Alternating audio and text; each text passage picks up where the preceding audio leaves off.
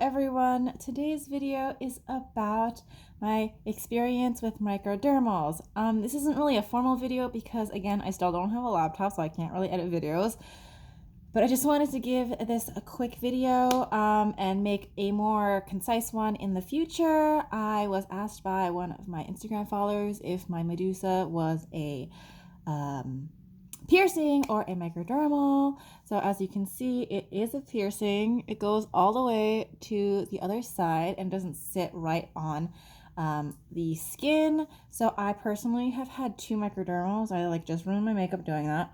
And I don't want to make this video on my phone because I do have a tendency to ramble and never get to my point, which is what I'm doing right now.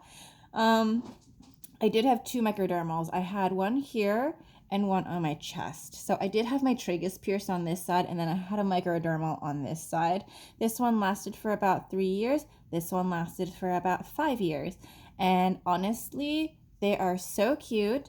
But they're really nothing but trouble. Everyone will tell you that they will last forever and they're permanent and they're an implant, which I don't believe because everyone I've ever known who's gotten a dermal piercing doesn't have the piercing anymore. And that's usually not by choice. For me, I had this one for 3 years before the top started coming out.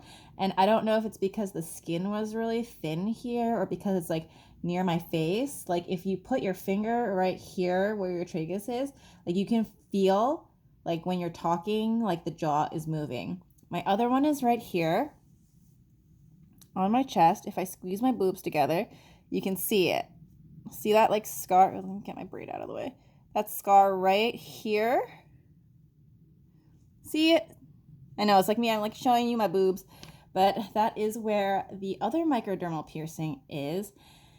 And that one I actually got when microdermal technology was new technology.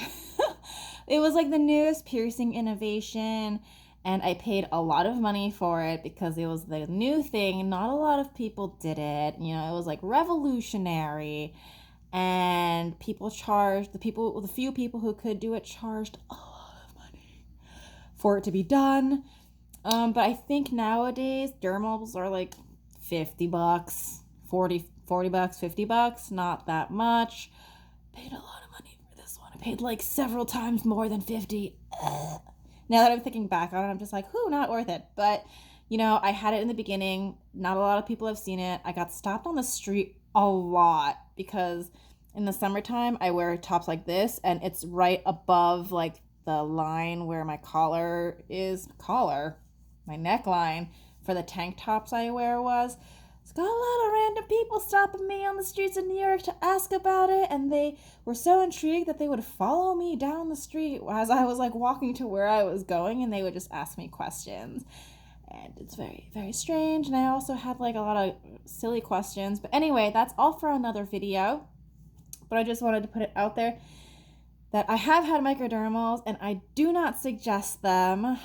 Bottom line, if you are going for a piercing or a microdermal in a spot that can accommodate a piercing, I would suggest to get the piercing. Obviously, like I could have gotten a tragus piercing, you know, like I can get lip piercings. And here, like if it's truly surface, like collarbones, chest, whatever, and you can't get a piercing, then of course go for the microdermal. Just know that it is not meant to stay in there forever. They do cause a lot of problems.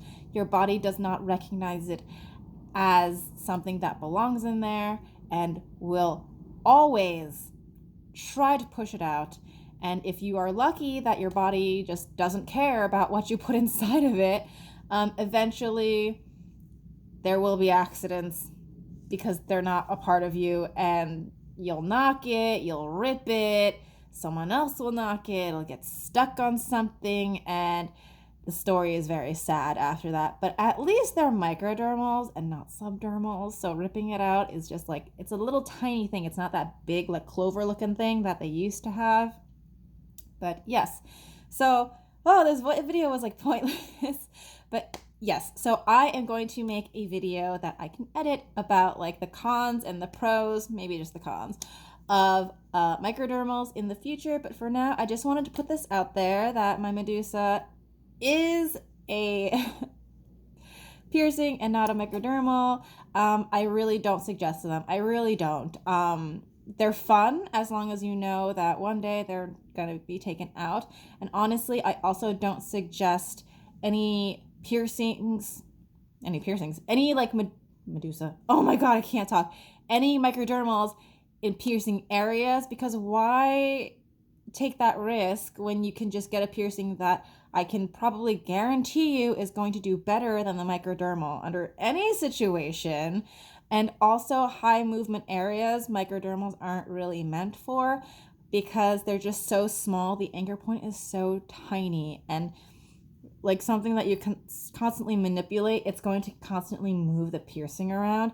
And the most important thing about when you get the microdermal is that you keep a band-aid on it to make sure that it doesn't get pushed out by accident and that you don't move it. So that's pretty much it for the video today. Sorry, it made no sense.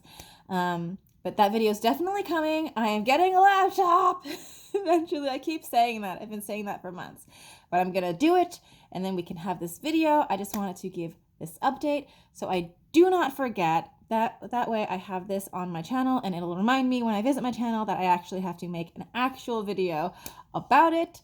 So thank you guys so much for watching. This is the end of today's video, and I will see you guys next time. Bye!